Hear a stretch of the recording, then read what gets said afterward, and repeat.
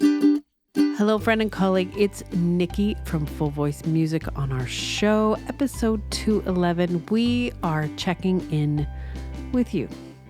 My special guest is Lisa Pinnock, and in addition to having decades of experience as a music educator, choir director, and a long-time music studio owner, she's also a life coach. And our conversation and our topic today is about teacher burnout, specifically strategies to alleviate stress and to deal with overfunctioning. You know what I'm talking about. Strategies to help you find peace, joy, confidence right here on the Full Voice Podcast. Hello, friend. Welcome to our show. And thank you for tuning in. I know you're going to have a lot of teacher takeaways from this episode. Before I begin, I have to a little bit of housekeeping, a little bit of thank yous I have to put out there, and a little bit of shout outs. So first and foremost, if you've been listening to the podcast for any length of time, you might have heard me talk about our son, Noah, who plays ball. My son has two musician parents trying to navigate elite baseball stuff. So a lot of you knew how important the Blue Jays being in the World Series was, so much that you messaged me through many different channels. I got Voxer messages, I got Facebook messages, I got email messages, I got so many messages from my American friends to tell me that they were rooting for the Blue Jays. So a lot of you really don't like the Dodgers, but also cheering for the Blue Jays because of us. I can't tell you how much that meant to us, and especially during that hard last game, which was so devastating. But thank you. So yes, there we go. That's a personal message to my friends and colleagues that reached out. Thank you. Thank you. That was kind and very sweet. Go Blue Jays. Anyhow, if you are listening to this podcast at time of release, we are at the end of November, and we only have a few more weeks in this year. And it has been a year, hasn't it? I can remember starting the year off with the team, Full Voice team, talking about all the new projects. We had Songs and Studies for Kids Level 1, which came out in September. We also have our new release, the Tweens and Teens Songbook. We are so thrilled about that. That is now available. Musical theater pieces that are just incredible for kids is now available. But of course, we also had to navigate a lot of new challenges. One of them for us, we're in Canada, was just making sure that our packages could get to our American friends. And I am happy to say that currently, still, packages that come from Full Voice Music they are not tariffed. There's no tariffs on books. Workbooks and songbooks are not tariffed. And we are getting our packages across the border safely, although it might take a little bit longer. And I want to let everybody know that going into the holiday season, it's going to take much longer for your packages to arrive. Please be nice to the courier people. They're going through a lot. The rules change every day. And I want everybody to know that we are monitoring all of our packages that are going across the border. Of course, a lot of our books are available on Amazon worldwide. That is an option for sure. And to my Australian friends, yes, you have a dedicated Full Voice website, au.fullvoicemusic.com. Please make sure you check that out. It has been a tough year, just keeping on top of everything, but I am so impressed with how voice teachers are holding space for their students. It is a tough time right now, but I'm biased, I know, but holding space for people and helping them find the courage and the confidence in their voice. I don't think there's anything more important right now than that. So the work you are doing is so important. And I want everybody to know that the team at Full Voice, we talk about this a lot in our meetings. We talk about how we can continue to support teachers, how we can continue to make teaching easier and provide great resources. This is always on our minds. So we are thinking about all of our friends in the studios around the world. And I do hope that this year finishes up strong. And moving into my conversation with Lisa, I hope that you will appreciate some of the simple strategies that she offers. I think they're fantastic for navigating and taking care of ourselves. So, my friends, without further delay, my special guest, Lisa Pinnock. Welcome to the Full Voice Podcast. My special guest, Lisa Pinnock. How are you? I'm doing well, Nikki. It's great to be here. I am so excited to talk to you. We met. You were a participant at one of our workshops. Exactly. I have to tell you, Lisa asked great questions. She was in the chat, and then we started talking, and then we started texting. And what really struck me about you, Lisa, is just your curiosity and your willingness to be contributing. It was just so nice to have somebody contribute.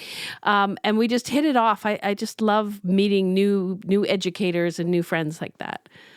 Oh, thank you for the kind words. And me too. I found actually having attended 2 of your online workshops, I think one last year and then the most recent one this past summer, I always find them so engaging, and it gives me an opportunity to step into that space that you excel in, which is helping studio owners and music educators to bring their studio to life. And that was a real joy for me to be part of. So thank you. Oh, thank you so much. I love those moments when teachers connect with each other. And I think we had some really great groups when we did our work. Like, there was just a lot of wonderful comments, and it was just, the group gave me goosebumps. It was just so lovely. Yes. But you and I started to talk about some of your work. You're a music educator, choir director. You've been running your own business forever. You've helped so many singers, so many piano players find their musical voices and grow into their confidence. But you also started life coaching, which is where our conversation went, because we started to talk about burnout and teacher burnout. And there was a conversation that we had, the story of doing too much. We all have that story. I know I have shared that a few times on the podcast, where I was working so much and not taking dinner breaks, and I got very, very sick and very, very tired, and, started, with eating issues and digestion issues, whole thing. But yeah, I just wanted to talk to a fellow educator who's been in the trenches, and now you're helping people on a bigger scale. But tell us a little bit about your work. Tell us about your studio, about what you've been doing. Sure. Oh, yeah. It's been a journey. What started out, Nikki, as teaching in my mom's music studio. I need to give her the first shout out, because I would not be a music educator today if I hadn't had the incredible example of my first music teacher, my mom, Kay Pinnock. And when we moved here in 1976 from Jamaica, in the middle of winter, no less, I saw my mom immediately go to work. She couldn't be a teacher in the school system here, although she taught at Immaculate Conception back in Jamaica. But, there wasn't a mesh. So she started her own music studio, something she also did in Jamaica. And I watched my mom do so many incredible things in terms of building the studio from, nothing to thriving, and having so many students come back years and years later to say how much she impacted them. So I have to say that I come to it naturally, organically, I guess, because I watched it as a young kid and then a teenager, and then began teaching in my mom's studio once I passed my grade 8 Royal Conservatory, which I did back in high school. So, teaching piano was the first thing, and then my love of voice just completely really ran the show for many years, because as a singer myself, I wanted to share that love of expression and building confidence and all the things I experienced as a kid with finding my voice, literally. I wanted to share that with others. So how that all morphed into life coaching is, I think that could be a separate podcast, but actually it really was quite interesting, the journey from teaching littles, about musical expression and the joy of making music together, and how that there seems to me so many connections between that world and what I'm doing now with life coaching. And I really hadn't expected there to be so many correlations, but I think teachers and creatives have such big hearts. That is one aspect that really binds us. We care deeply, and we're wired to be givers. And I think that's where our talk today will be really informative, because being a giver there's no shame in that. It's just when we cross the line of then, depleting our resources, that it becomes an issue, because those same qualities that make us wonderful educators can also make us vulnerable to burnout. Oh, So, yes. yeah. Teacher burnout is so prevalent in our industry. You see it. You see a lot of people asking for help in the forums, and or just even just general questions about running their studio, and you're like, oh wow, okay, well, there's a deeper system here that's not working. So I'm really excited to dive into this. Now, can I ask you your doing too much story? Like we've all do this. Would you say it's fair that we all experience this? We give too much and then we have to take a step back? Yes, 100%. And because I've been in the roles of teaching in different environments, really in the school system, I've been with the Toronto Catholic School Board my whole career, and that now spans over 30 years. And then also teaching in private studio settings like my mom's and then my own. I can say without a doubt, Nikki, that is such a common thread. And, I call that kind of that whole experience of giving too much and then having to deal with the consequences, burnout, for example, as being an opportunity for there to be a turning point. In my case, it really came about for me in 2022 was a time where I was teaching full time as I have been for many years, also directing multiple choirs and preparing students for concerts. So this is like in this time right now, November, December. But I was also I took on a project in 2021 that was coming to fruition that fall. And that is, I was co-authoring and leading 2 book projects called Uncover Your Light, Empowering Stories of Hope and Resilience. I mean, they were my babies, Nikki. Yeah. They were literally, it felt like I had given birth. I know that, yes. We just for the record, the team at Full Voice, we talk about that when we're releasing new materials. Yes. It feels it is a lot of effort and a lot of yeah, I understand. For sure it is. And on paper that may have, in retrospect, I'm thinking, oh yeah, sure, I can handle this. This is what I do. But behind the scenes, I was literally running on fumes. And I just remember there being that moment of awareness. It might have been in the middle of a rehearsal, or just, a time when my body felt at the brink, and I realized I cannot keep this up. This is not sustainable.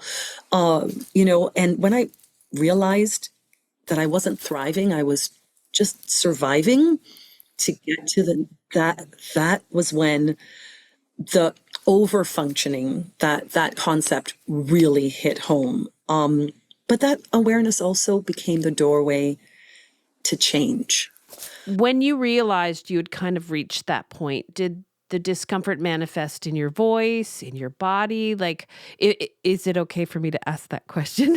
Oh, please do. And I think this is also a very key point that comes up for teachers very often. It didn't manifest that at that time directly through my voice, but it did about 6 months later when I discovered I had polyps on my vocal cords. Oh my goodness. Yeah. And, many of us as singers and voice teachers have either heard stories of colleagues going through this or have been there themselves. And I never realized how many teachers had experienced this until I went to see a specialist the following summer. So, it didn't all the house of cards didn't all fall down at once. I think it was a progressive thing, right? It's but then sneaky, right? The way it is sneaks sneaky, up on you. yes. And, maybe you're tired. Maybe you get run down. Maybe you have a season where extended colds or infections. And then, now you're not sleeping well. Now you're, headaches are in pain. Like it's so sneaky. And I wanted to share this with you. I had a yoga therapist once who talked about green, yellow, and red. Right? Green is when we are functioning well. Yellow is when the body starts to talk to us and tell us that things are not quite right. And red is when you are in pain and you can't function and you're seeking help. And what her comment is we ignore yellow. We ignore True. yellow. Yellow is like, yeah, I'm uncomfortable today. It'll be fine tomorrow. We shoo it under the carpet because it's like, hey, I've gotten this far. Right. I can keep push going. through. Yeah. Right. Pushing through. Oh, that's so common. Yeah, absolutely. Mm-hmm. So going back to your story, so you started noticing it, and then 6 months later, you're dealing with polyps, vocal collapse. Like I realized it was a very sudden onset, but like I said, it was in the periphery, like your yoga instructor said, it was those yellow flags that were being ignored. And then that summer, I realized my voice was not in any way, shape, or form. It was coming up to wedding season. I'm a soloist at my church as well. And I had bookings already from, people start booking their weddings early. I had to cancel those and have someone else in the church do those performances. And I finally, at the end of the summer, got to see a specialist.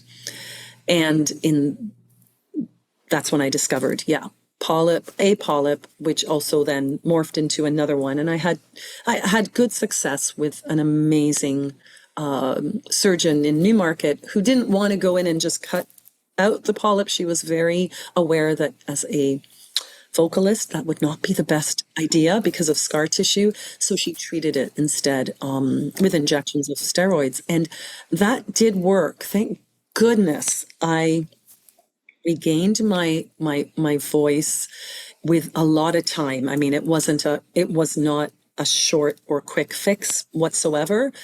But in realizing that there was a shift that needed to happen, and having to take a step back, because starting a school year with no voice as a music teacher at 4 schools, that September, I'm telling you, it really challenged me because I had to find alternative ways to protect my energy and to just say no, like to just not give.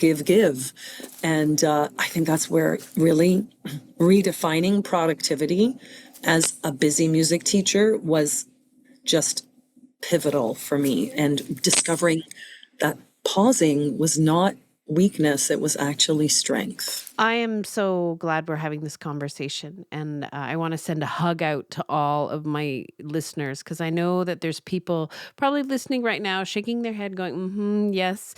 One of the things that were talking about prior to our interview was the overfunctioning. Can you dive a little deeper into that? I think that's a really helpful discussion. For sure. True. And it's not a term that I was familiar with, when I first started reflecting on this topic. We just, again, as teachers, we're doers and we're givers. And we may not realize that there's actually a term for what we're doing that is not fully aligned with looking after ourselves. And I realized how many teachers, myself included, tend to overfunction.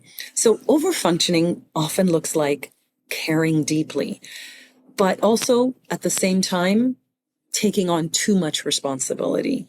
And that's where we get into issues. We want everything to go smoothly.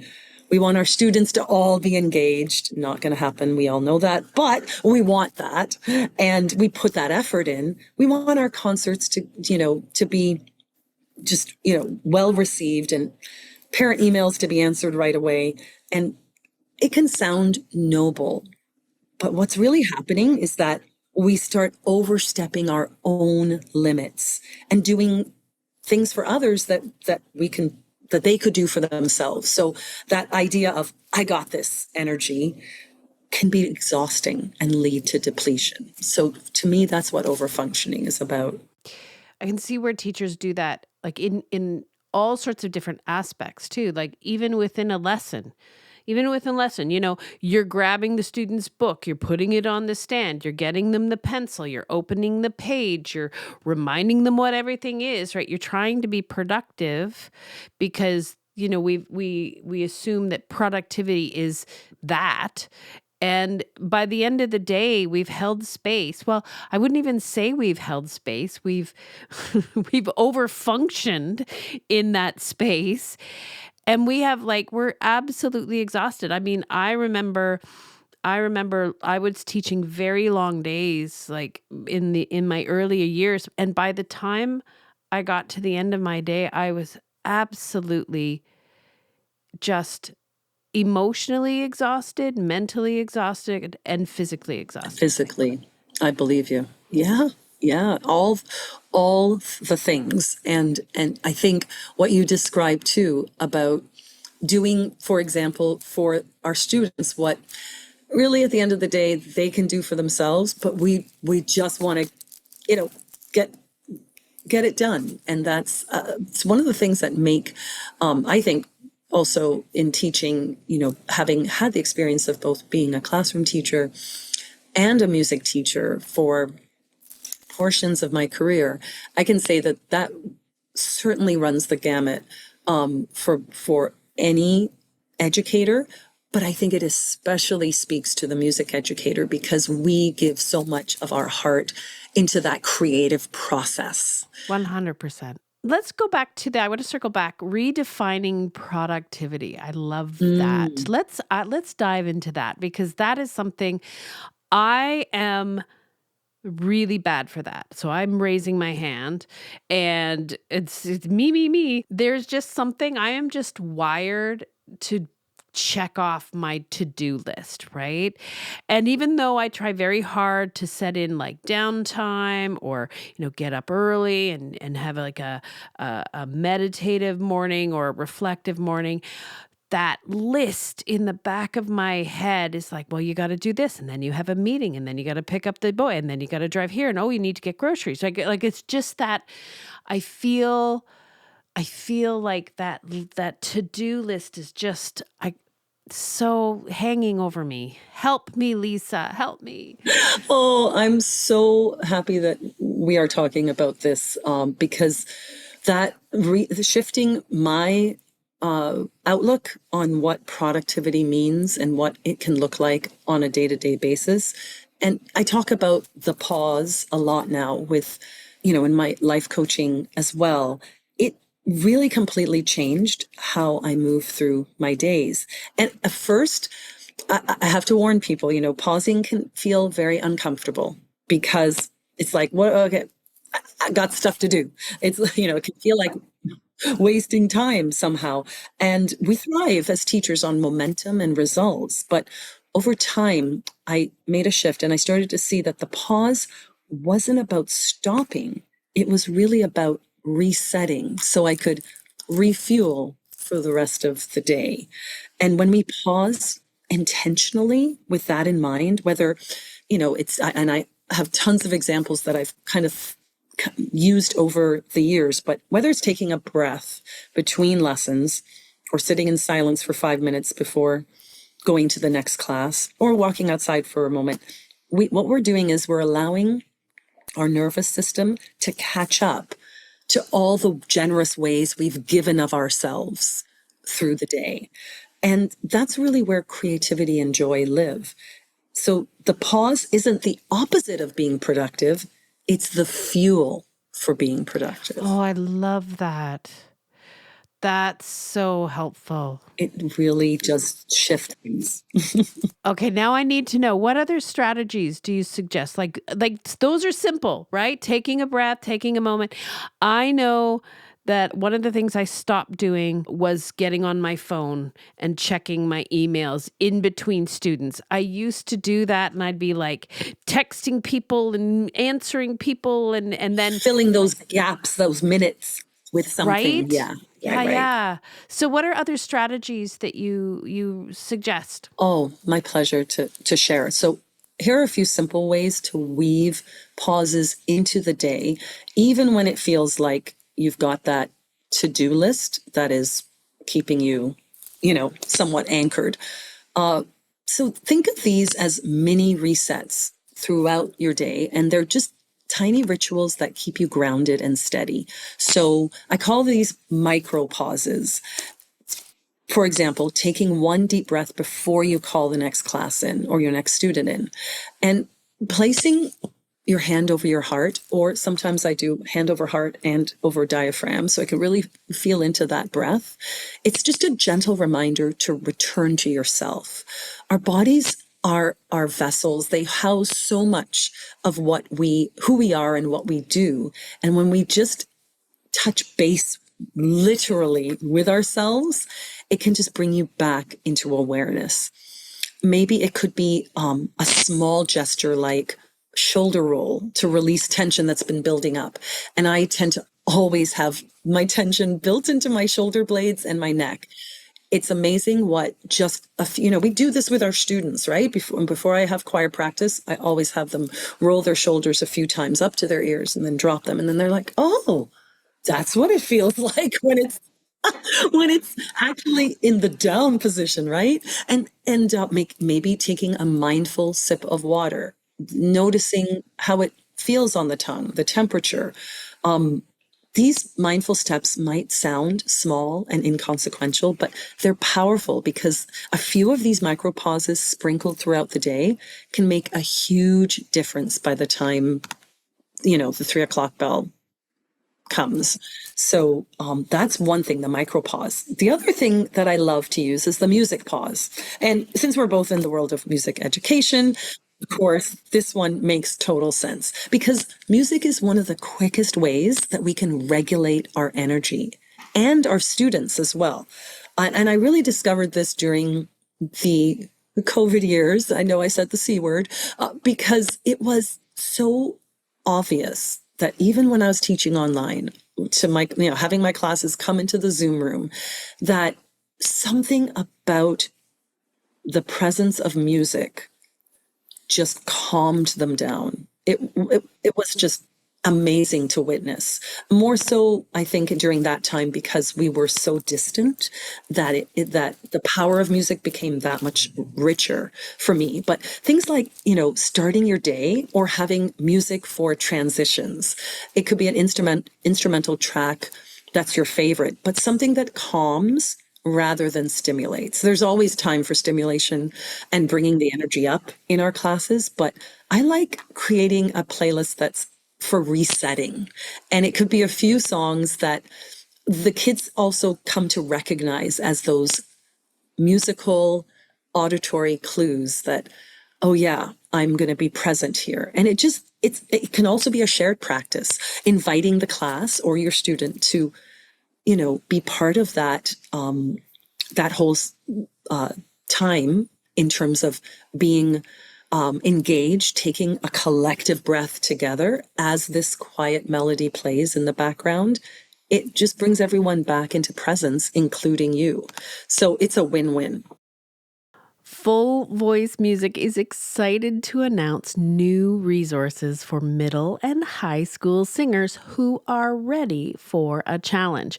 The Tweens and Teens Songbook features contemporary, original musical theater songs written specifically for your young-ish singers. Here is one of our favorite songs from that collection. This is Julia, You're Fired. Well, I started out as a dog walker, and let me tell you, thought I'd found my calling, thought I'd really found my groove, till I walked a tiny pup who plain refused to move. When I picked her up, she started squirming all around. I called the owners, told them that I dropped her on the ground. Instead of being grateful that I'm so darn honest, my boss said, Julia, you're fired.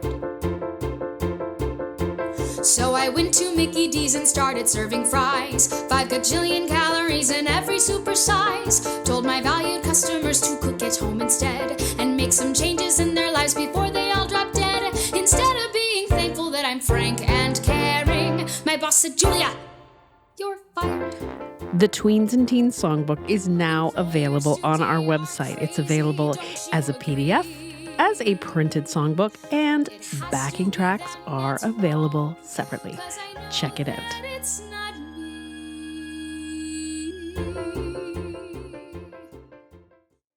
I like that you've got something that you can do with your students, because sometimes you don't have the space between classes, between a student, so you wrap that mindfulness moment in with the student, bringing them into the space. I love that. And bringing them into that space of, this is your time, and making it a shared experience.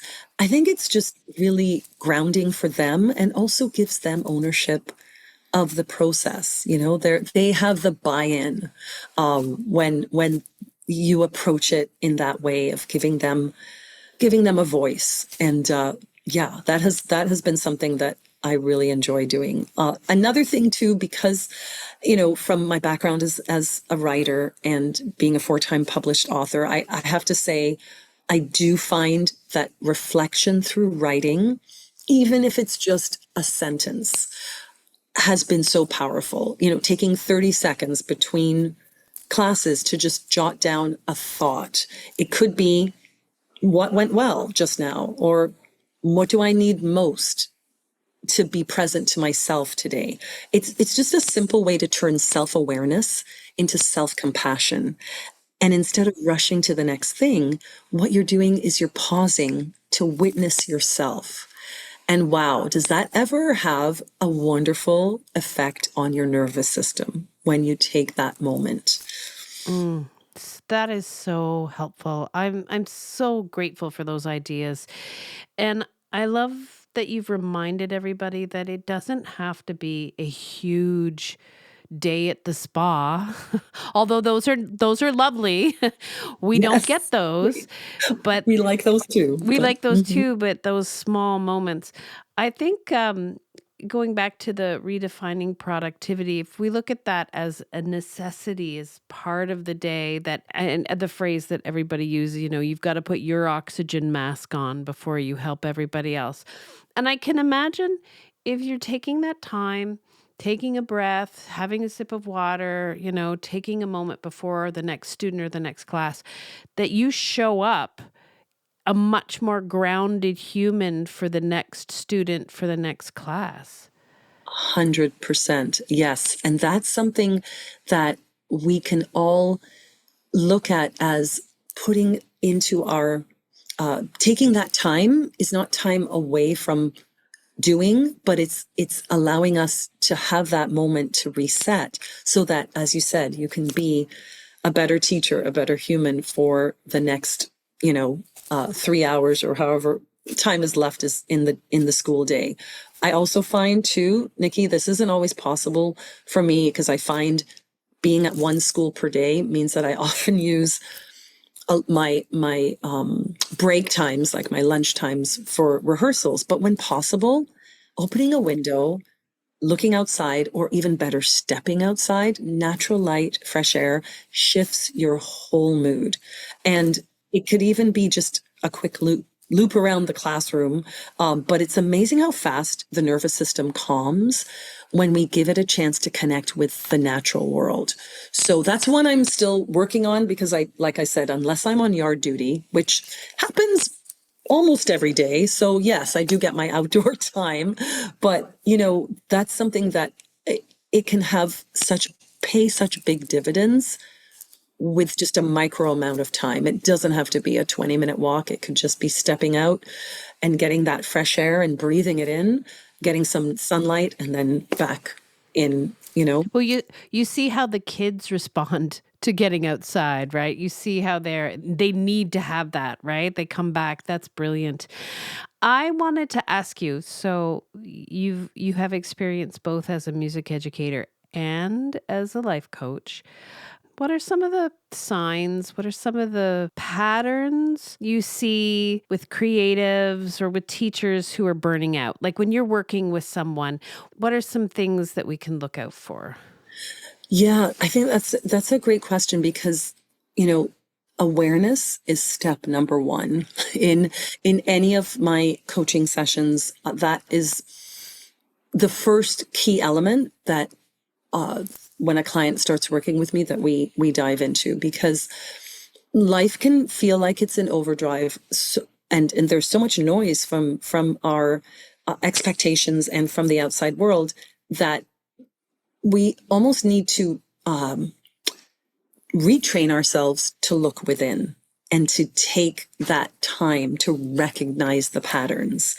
And the ones I see that often really have both teachers and educators, creatives, those that I see and work with, small business owners, the whole gamut, is that overfunctioning piece, of course, when we take on others' responsibilities, when we really need to delegate more.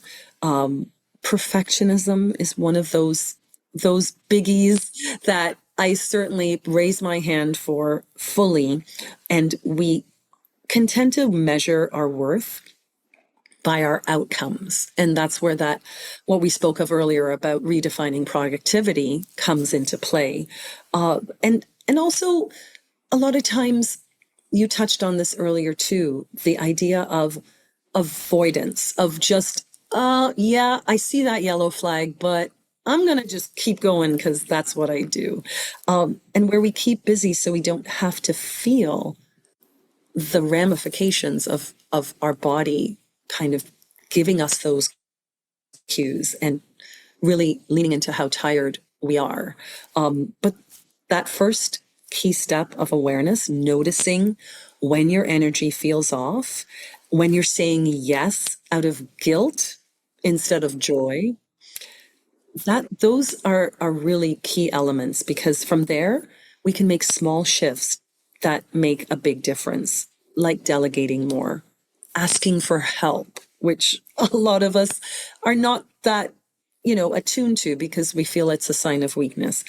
But giving ourselves permission to do those things and to pause without apology or explanation, because it's what's best for us. So, that's one of the things that I feel recognizing the patterns is they are key steps that we can take once we have that awareness of the yellow flags. I love that, red, yellow, green progression, and just really honing in on the yellow part, Right. as you said. Yeah. Right? I wanted to just kind of ask you, so I think along with the overfunctioning. I mean, and of course the empathy and the feeling things and wanting to be helpful. There's like boundary setting challenges, I think, which often get us into trouble. And I just want to circle back to what you said about, we're saying yes, because out of guilt, right? We're saying yes because, the world will probably, come to an end if we say no. What do you, I feel like I'm getting a session right now. What do you tell your, what do you tell your clients that struggle with setting boundaries? Like, how do you help them with their language, or how do you help them say what they need and not feel guilty about it? Because I think that's a huge challenge. Oh, absolutely. My goodness, this could be a separate episode. And Right. you're so right, because it is so prevalent. I found too that working with my own, because even as a coach myself, I have learned a lot, a ton, and still do from my mentors and coaches.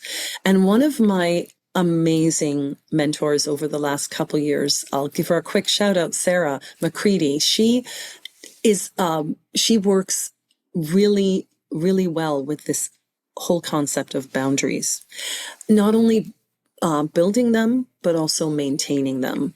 And it's something that, we've probably all heard the saying, no is a complete sentence. and yet in practice, as women, I think this is really often the case, that we feel this sense of guilt when we don't make space for others' needs, that we tend to put the needs of others before our own. So I think one of the things that I often say when I'm working with clients and letting them really have a perspective shift on the fact that our energy is something that's precious resource and that deserves our protection. It's not an endless, turn on the faucet and it'll be there every time type of scenario. And when our energy is at the brink of depletion, like you said earlier, we may have those warning signs, but we may think that we can just push through. So I always ask clients to really think very, very carefully and deeply about setting limits on how much energy we expel and give out during our work day, whether that's in teaching or in corporate life or wherever work takes you, and realizing that of course we can refuel and get our energy brought back up to a place where it's functioning again, but we don't have to wait, or we really, it's a tricky, slippery slope to wait until that energy is already depleted to bring it back up. So it's a matter of recognizing before it gets to that place. One of my other mentors, Jennifer Lyle, she talked a lot about checking your inner battery. And that's like her catchphrase for some of the things that I talked about today in terms of the power of the pause and why it's so important for productivity. And what she talks about, and I learned from her years ago, is taking a moment in your day to just check where you are on different realms, mentally, emotionally, physically, and spiritually, can allow you to see where, and just giving yourself, by the way, a rating from zero to 10. Well, 10 being the highest, of course, the most fulfilled, and 1 being like, oh yeah, this is not good. But taking that moment to check your inner battery. We check our phone battery how many times a day? That's true. That's right? Very true. Yeah, but checking your own inner battery can allow you to, again, step into that place of awareness, make small changes and adjustments to maybe put those boundaries firmer and realize, yeah, I'm running on close to empty, so I need to make these changes before it gets to the place of complete fumes, right? So I think that's one of the key things that I've come to really embrace is checking in on myself during the day. And it can be that just, quick checklist of where am I mentally, physically, emotionally, and spiritually, and just make the adjustments that are needed. Yeah, that's something that Sean and I do, and we find it really helpful because we're balancing teenager business, Zoom meetings, team meetings, all sorts of stuff, church community, everything, and sometimes the conversation is I'm running at like a zero here, so I am, and then what Sean does with me, and this is really important because again, I am an overachiever and I am constantly overfunctioning. And my battery, when my battery is up, is not the same time when his battery is up. So sometimes I come in with like my task list, my things that I have to, and he's already been working, right? So we do try to check in on where we are, like, where our batteries are. And it's very helpful. Yes. Yes. I like that checking in. I want to go back to the setting boundaries because I think that's one of the things that I struggled with when I was a young teacher. For me, I gave away so much of my time in my early years of teaching because I was single and young and had lots of energy. And then as I had a family, as I had more and more responsibilities, I felt the guilt of not giving as much, not recognizing that I had given more than Right. right. One of the things that I found happening to me was I became very resentful. So I started to get really angry at families that didn't appreciate that I was doing all these things, even though they never asked for any of the things I was giving them. Is that something that you talk to your clients about? I think one of the interesting parts of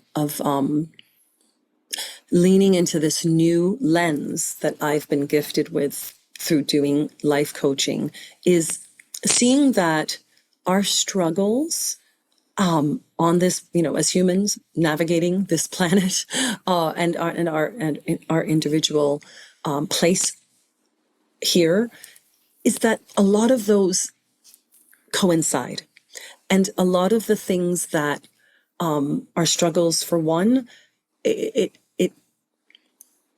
really does have a place across a multitude of experiences, walks of life, backgrounds, all of those things kind of fade into the background when you're looking at subjects like this, how to set boundaries. Everyone that you talk to can share an example of how they would like to either improve that in their lives, or they've struggled with that, or they're, wherever they are on that trajectory, it's oftentimes a place where we come back to. And why is that? It's because you always need to, even after you've established a boundary, you have to maintain it. Yes, that's a huge part, right? That the whole, well, if I write it in my studio policies, I'll never have to deal with this again. It's or answering, right? Or answering, the same question over and over again, and understanding that it's not a personal attack on you. It's just a genuine question from somebody who doesn't know the answer. That can be really challenging if you have exerted yourself and you are exhausted. It can really make it difficult. So that exhaustion tied in with trying to redefine or reiterate those boundaries, it just makes it even more challenging.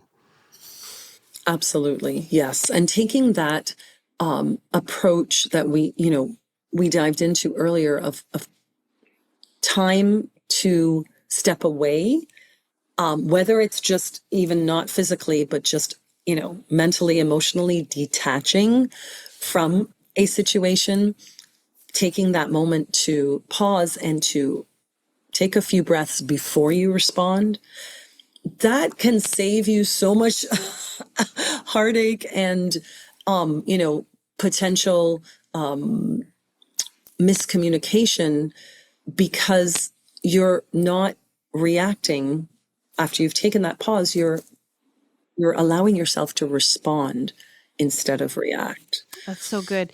That was something that I always struggled with. You're right. You teach all day. You've held space. You've done a million exercises, tons of songs, answered all this thing, and then somebody, does something, and then now you're really angry, and now you're driving home, and you're ruminating about that thing.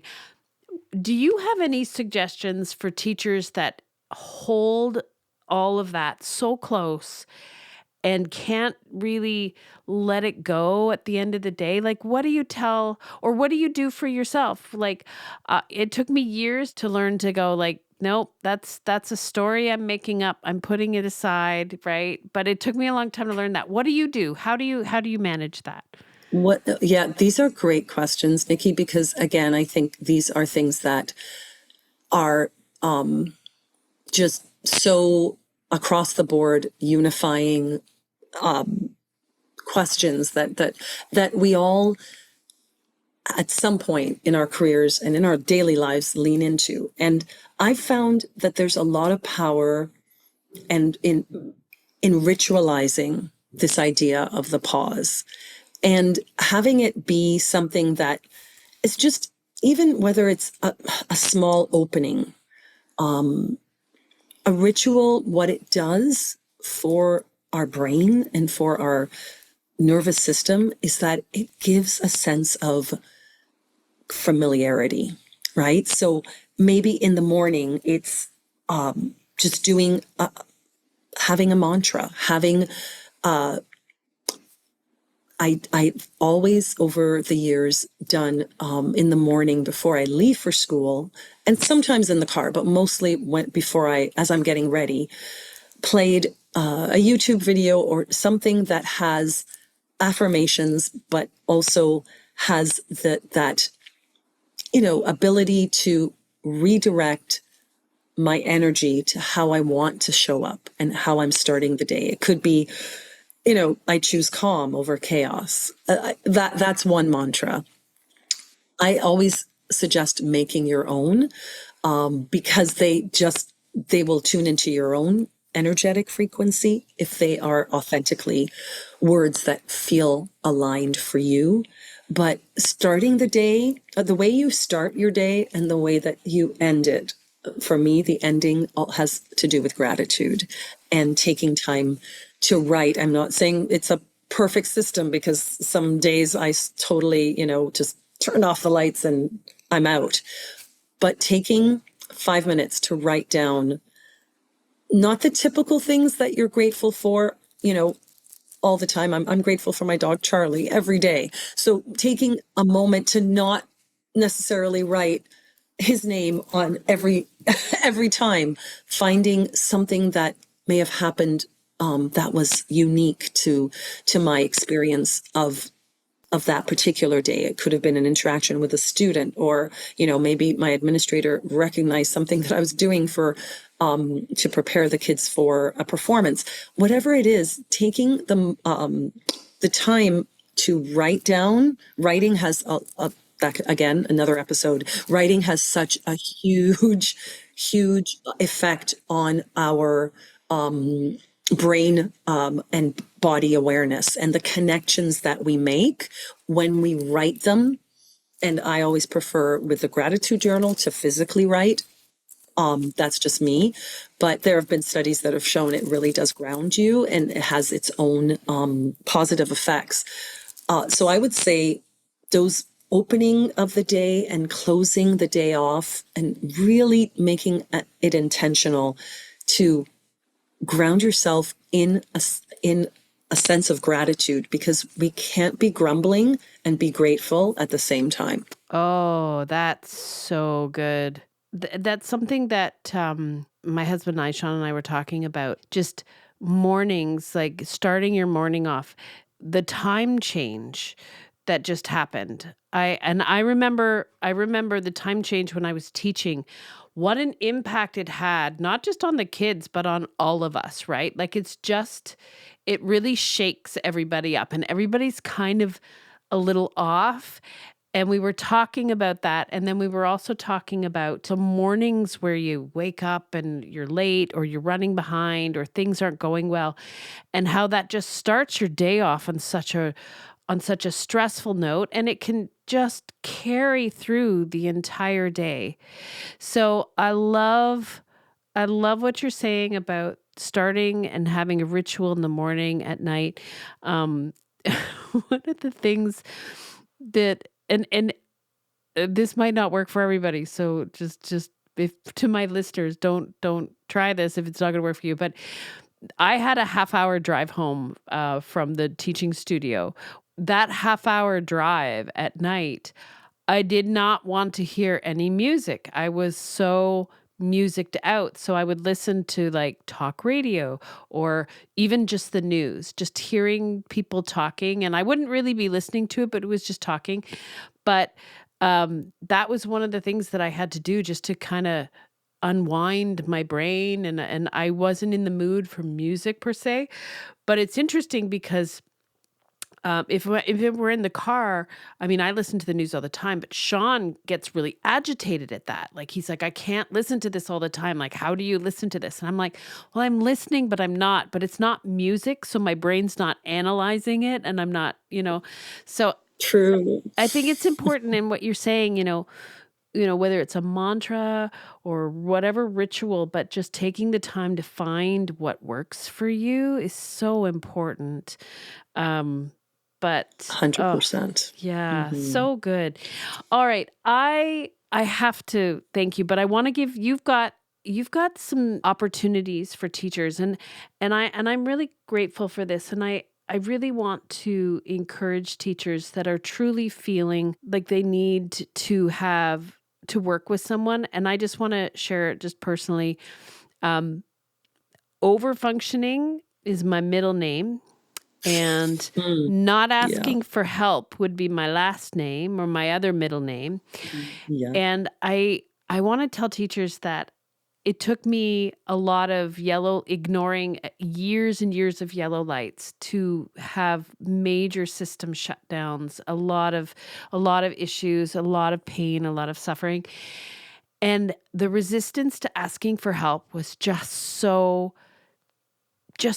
prevalent. And when I finally gave in, I was like, the first thing I thought is, why did I not ask for help so long? Why did I do that to myself? Why did I put those walls up? So, for anybody listening, Lisa, you have some opportunities to work with you. So let everybody know. Let everybody know what you have going on. My pleasure. And I'm so grateful for the opportunity to not only share the things that I've learned over, trial and error, and still it's always a learning curve and a process, because although I definitely want to be walking the walk, it is something that you literally have to renew on a daily basis, that commitment, to put yourself first. So if there's one message I could leave with your listeners before I share my programs, it's that you are not your productivity, right? You are an individual light, a being of light, and you have a voice, a heart, and a rhythm that deserves to be heard. And when that rhythm gets out of whack, then we need to really attune ourselves to the energy that we bring to the world and show up in a way that is authentic and right for us. That first and foremost will be the barometer by which all our yeses and nos can then be said. So Thank you for giving me the opportunity to share. If today's conversation resonated with any of your listeners, I'd love to offer a complimentary pause and purpose call. And that would be tied in also to just a space to talk with me one-on-one, and it's absolutely complimentary. So no need to sign anything on a dotted line, but it's just really a chance for you to speak with me and to see how an opportunity could come about to reflect and realign and rediscover the joy that fuels your teaching and your creative life. And along with that, a 10% off any coaching package using the code full voice 10. And that's good until the end of the year, till December 31st. Oh, that is so generous. Thank you. So full voice 10. I am going to put all that information in the show notes. But I also want to tell people they can find you on Instagram and on LinkedIn. So on Instagram, you're at Lisa M. Pinnock. Right. And on LinkedIn, you're at Lisa Pinnock. So just remember to put the M in there. But I definitely, please follow Lisa, and because she shares wonderful work. I'm going to put all of the information on here. Lisa, I really want to thank you. And I want to thank you for, again, you came into my Zoom room space and made it very fun and really started some beautiful conversations, and it was so lovely. And then, of course, our conversations continued. I'm so glad you could be here today. And again, at this time of the year, to all my listeners, I want to send out a big, big hug. Well, Lisa and I will send you a big, big hug because we're both in Canada. Yes. So a big Canadian hug. From Lisa and Nikki. That's right. And I hope that teachers can find those pauses and find those beautiful moments and just, check in, see where they're at, rate their energy levels. All of those strategies are so helpful. Lisa, thank you so much for your time today. Oh, it's my pleasure to be here and to share if even one of these insights lands with your listeners. I think that is time well spent. And I know that this is the busy season for us. So I am sending the hugs and the wishes for those micro pauses in your day. I love it. Thanks, Lisa. Oh, thank you.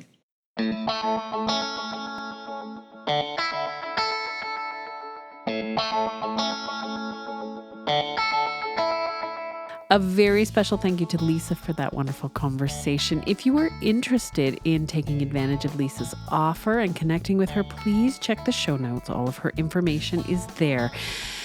As always, my friend, I am sending a big hug from Hemford Forest, Nova Scotia, Canada, to all my friends and colleagues worldwide.